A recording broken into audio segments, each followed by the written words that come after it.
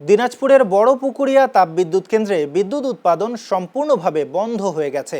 525 megawatt ক্ষমতা সম্পন্ন এই কেন্দ্রের সচল থাকা সর্বশেষ 125 মেগাওয়াটের 1 নম্বর ইউনিটটিও আজ উৎপাদন বন্ধ করে দেয়। বিষয়টি নিশ্চিত করেছেন কেন্দ্রটির প্রধান প্রকৌশলী আবু বক্কর সিদ্দিক।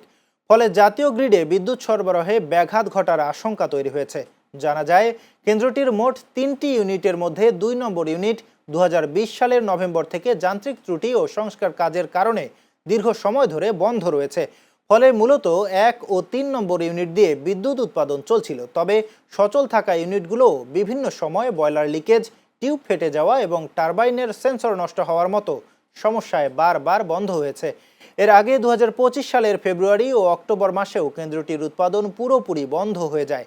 দীর্ঘদিনের পুরনো এই বিদ্যুৎ কেন্দ্রের বারবার বিপর্যয়ের কারণে উত্তরাঞ্চলে বিদ্যুৎ সরবরাহ পরিস্থিতি আরও চাপের মুখে পড়তে পারে বলে আশঙ্কা করা হচ্ছে।